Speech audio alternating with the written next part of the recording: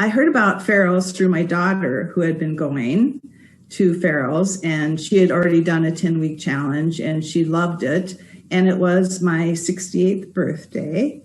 And she invited me. She has a bag at her place that she bought through Farrell's. And so she invited me over and gave me my very first kickboxing lesson.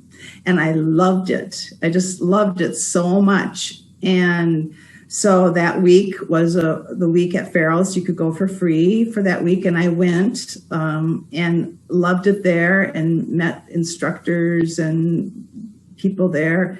Everybody was so friendly. And also it was, I felt comfortable with it there, that at that point of our pandemic, it was, for me, comfortable, and I have some issues that I need to be aware of, but it was so safe there. And so I started the 10-week challenge that way. So I decided to join there because I was on a journey at that time to recover from a very serious, life-threatening autoimmune disease that I actually, Mayo had told me I'd only had 2 to 4 months to live.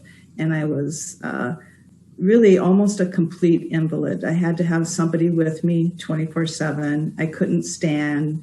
I couldn't barely even talk anymore. Everything was getting weaker and weaker. It was a lot like ALS. In fact, they thought I might have ALS, which thank goodness I didn't. But when they said they couldn't help me, that I was either going to be a total, complete invalid or dead. And so luckily I was able to do some things that started changing it around. And I mean, so that was like a whole year process. And I had lost a lot of weight. I weighed 50 pounds less than I do now. And so I was very, very weak, and my muscles from sitting in a chair not only were weak, but were very atrophied, very shortened. So especially my hip flexors, my psoas, I couldn't stand up, sit up straight for like probably about a year after I started getting better, until I could put my shoulders back. And so when I did the kickboxing, I was like, oh, this is something that's really going to help me to further. At the time that I started kickboxing, I had been back walking again for about 5 years. But this was when I first started walking, it took about a year before I could pick up my lightest kettlebell, which was 18 pounds, and I could hold it for like 30 seconds. That was it. So it's been a very slow, long process.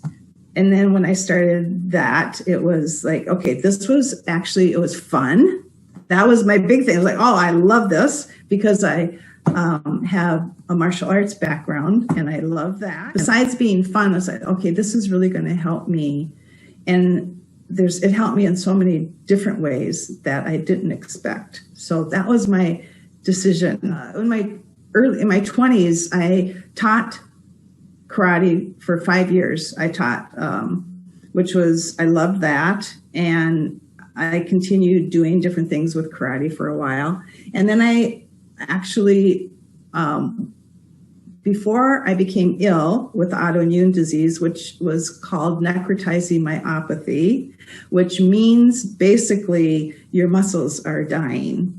And so my body was eating my muscles, not just atrophying, but eating my muscles and just throwing them out through my system. But before that, I had become a RKC, which is Russian kettlebell certified instructor. And so thank goodness that I had that fitness level. I was very fit when I got sick, and which was another big shock. Why did I get sick? And everybody in my family and my friends, it scared them, because if you get sick, oh my gosh, because I not only was really strong, I did a lot with nutrition. I was really careful what I ate. I ate all organic. I watched what I eat. I was very low in sugar. I wasn't totally off sugar, but I was low. So since recovering from the necrotizing myopathy, I have just done more and more research and tons. I'm very careful what I eat, trying to, again, like to support the mitochondria and my cells. And it's not the exercise and the physical part, the nutrition are so important to me. So I did have some restrictions, and I still have some restrictions that I'm working on, because the muscles that were destroyed more on the left side than the right side. And also my core was the biggest, that was the most destroyed. So I'm still working with that, and I'm still building that up. So I need to modify when I'm doing ab work, which the instructors have helped me with. The coaches have helped me with. So I do a lot on a yoga ball instead of on the floor. And the other, also a bigger thing that I have to work at, because I don't want to do it, is I need to slow down, and I need to not do as much as I want to do. And so that's been a big learning lesson for me, because at the end of my 10-week challenge, I did run into trouble, but I didn't want to stop. So I continued until the end of the challenge, which was fine. But then because I pushed too hard, I had to way back off, and I couldn't do anything for 2 weeks. And then I'm easing my way back in now. I'm not up to full, but I'm doing great. I'm maintaining, I'm still making progress. So, but I was very surprised because of the modifications, like because of my hip flexors were so tight, I couldn't raise my legs up very far, but I just kept going. And the stretching that we do at the beginning of each class has been so helpful for me, because they not only stretch all the muscles in the legs, but they stretch the hip flexors specifically also.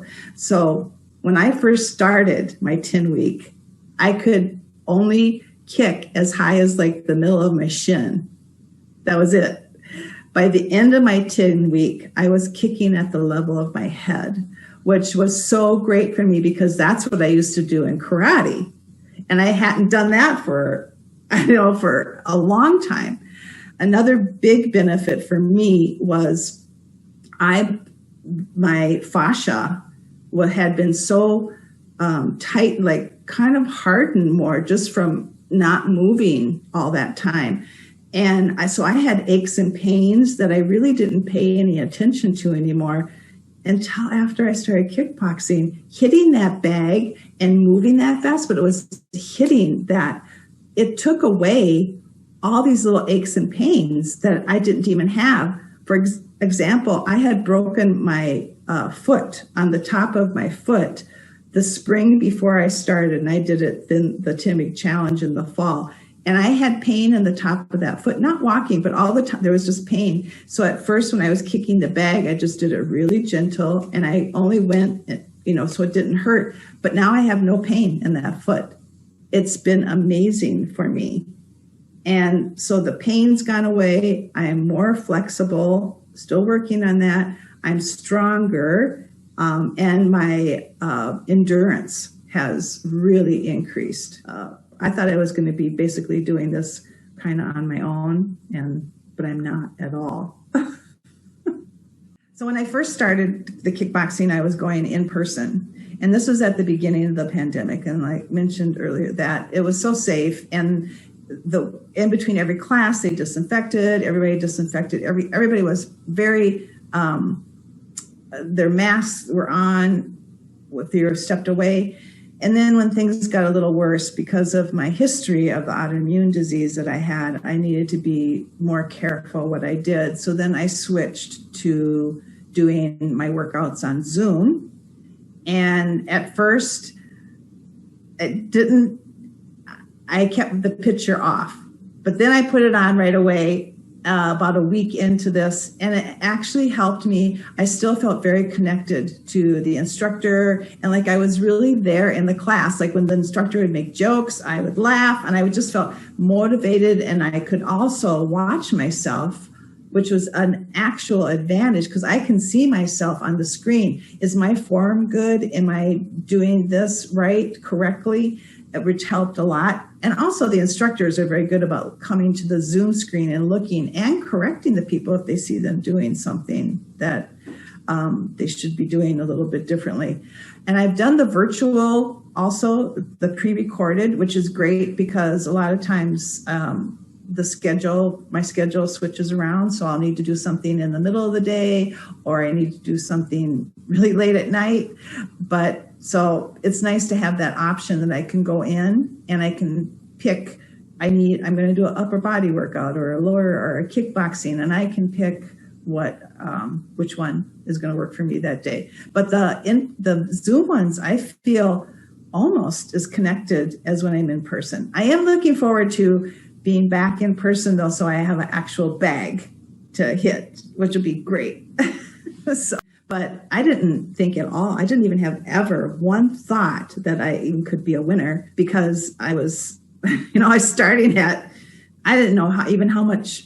I can't look inside my body to see what muscles are still there, what are gone. I don't know. So I'm just kind of going and doing what I can do and knowing I'm making progress. But the night that, this was kind of funny. The night that we had the party on Zoom to announce the winner, I had actually laid down just for a little bit and I fell asleep. And I woke up and was like, oh my gosh, the party, I came in, I was like, oh, I missed the party. I was so disappointed. But then I got a text from my coach, Nicole, and she's like, oh, I freaking love you. Awesome. I'm like, what? Why? I text her back. Why? That's great, but why? And she's like, you won. I'm like, what? So I just burst out crying because it was so unexpected for me. I gotta start crying now because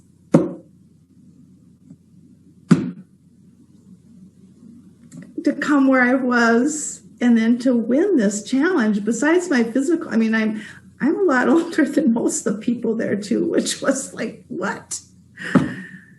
So yeah, I have, so my results, I put on muscle, which was, to me, that was the most amazing thing. I put on like 5 or 6 pounds of muscle, which was incredible. Like that was a miracle to me to even know that my body could do that again. I lost some weight, but because I put on so much muscle, it wasn't a huge number of pounds that I lost, but I was fine with that because I still lost inches. My body fat percentage went down by like 7 points. So that was great. And I felt so much better. Check that I received for $1,000. I deposited it digitally. So I have that check. I will never let go of that check because I look at that and I just like, this is possible.